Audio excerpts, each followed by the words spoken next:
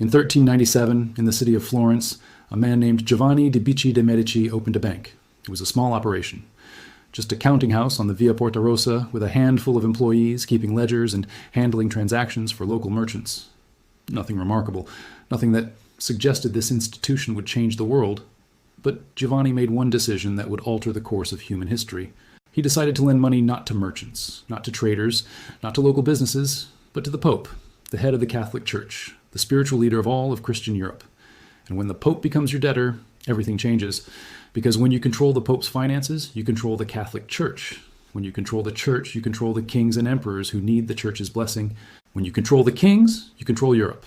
And when you control Europe, you can build a financial system so powerful, so deeply embedded in the structure of civilization, that 600 years later, every person on earth is still living inside it. The Medici family ruled Florence for nearly 300 years, but here's what makes them different from every other ruling family in history. They never held official power. They were never kings, never emperors, never even elected officials for most of their reign. They controlled Florence and eventually much of Europe through a single mechanism that was far more powerful than armies or titles: debt. They lent money to everyone who mattered. And when you owe the Medici bank money, you do what the Medici say. Not because they threaten you with soldiers, because they threaten you with something worse: financial destruction. The Medici invented the system you're trapped in right now. Fractional reserve banking, where banks lend money they don't have. Government bonds, where national debt becomes a tradable asset. Central banking, where one institution controls the money supply for entire nations. Letters of credit, the ancestor of your credit card. Double-entry bookkeeping, the accounting system that tracks every dollar you make. Tax farming, where private entities collect government revenue for a cut. Every one of these mechanisms, every one of these systems that controls your financial life today was invented or perfected by the Medici family in Florence between 1397 and 1494. And here's the most important part. The Medici Bank collapsed in 1494. The family's power faded, their empire crumbled, but the system they created didn't collapse. It spread to Venice, to Genoa, to Amsterdam, to London, to New York, to every country on earth. Today, you cannot buy a house without using Medici-designed fractional reserve banking. You cannot use a credit card without using a Medici-designed letter of credit. Your government cannot fund its deficit without issuing Medici-designed bonds. The Federal Reserve is a Medici-designed central bank. J.P. Morgan Chase, Goldman Sachs, Bank of America, all of them operate on systems the Medici built 600 years ago. The family fell, but the system became immortal. In the next 20 minutes, I'm going to show you exactly how one family in Renaissance Florence invented every financial mechanism that controls your life today. Why debt, not armies, is the ultimate form of power. How the Medici system spread from one Italian city to the entire world, and why you cannot escape it even if you wanted to, because the system is now the infrastructure of civilization itself. Let me start at the beginning, because understanding how Giovanni di Medici went from a small-time banker to the founder of a financial dynasty requires understanding what banking was in 1397. In medieval Europe, the Catholic Church officially banned usury, charging interest on loans. The Bible said it was a sin, so Christians couldn't be moneylenders.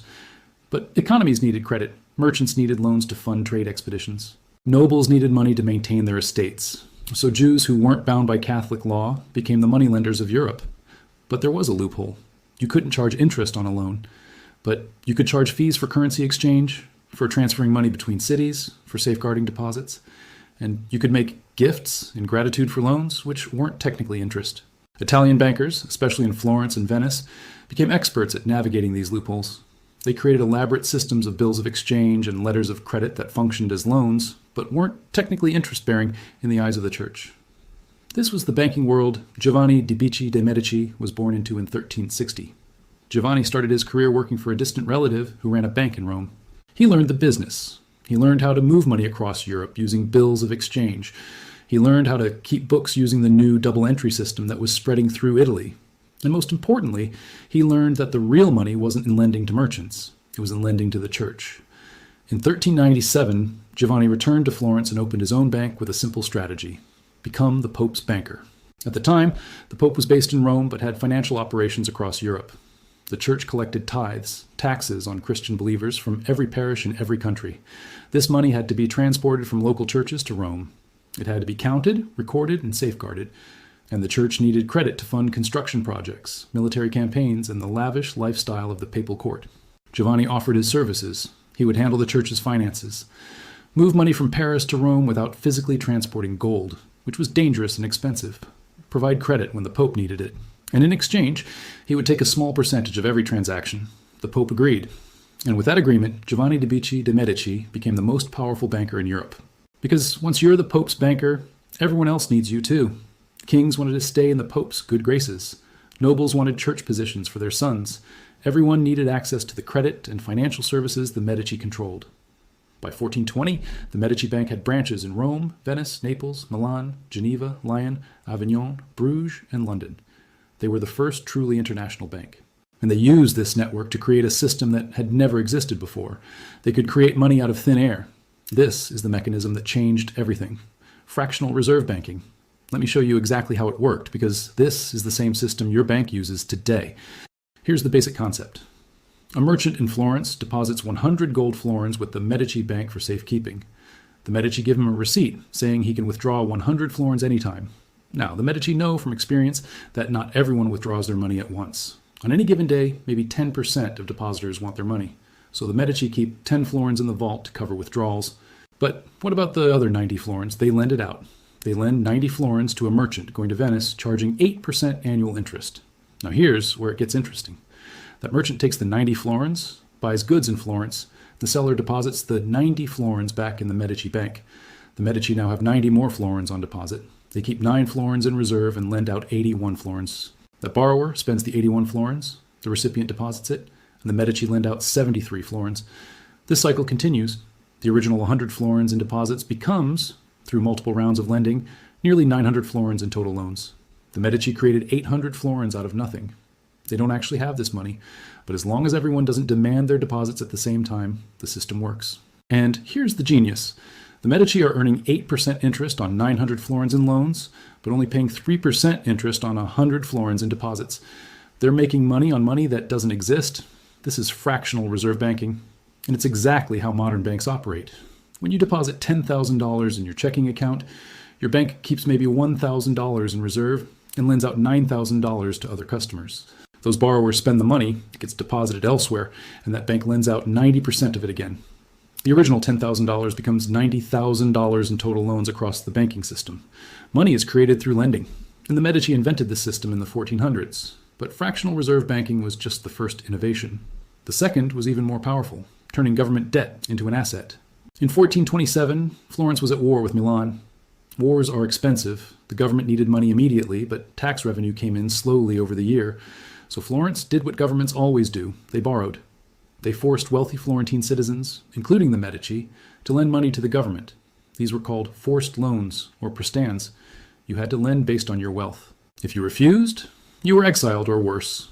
Now, forced loans had existed for centuries, but they had a problem.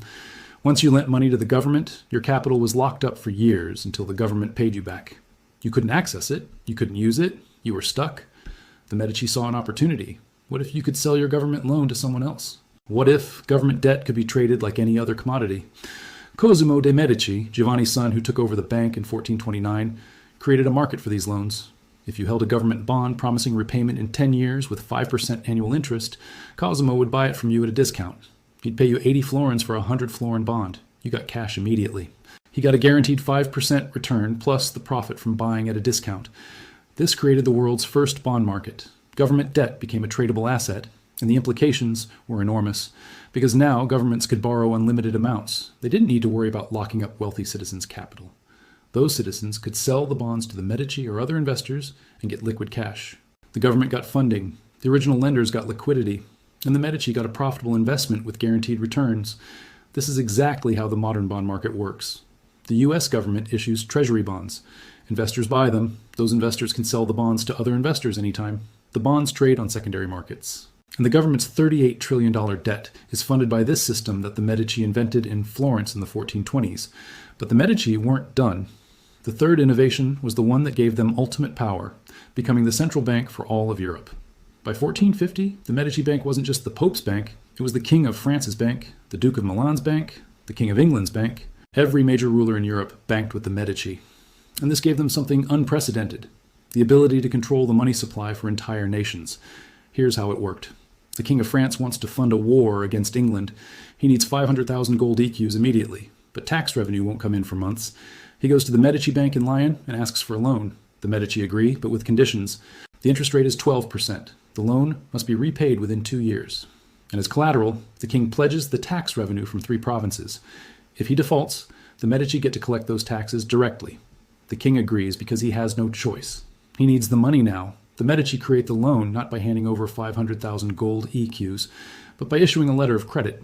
This is a document saying the king can draw 500,000 EQs from any Medici branch in Europe. The king uses these credits to pay soldiers, buy weapons, and fund the war. The recipients of these payments deposit them in Medici branches or use them to pay debts. The money circulates through the Medici network. And here's the key. The Medici never actually moved 500,000 gold EQs from Lyon to Paris to London. They just updated their ledgers. The Paris branch owes the Lyon branch 100,000 EQs.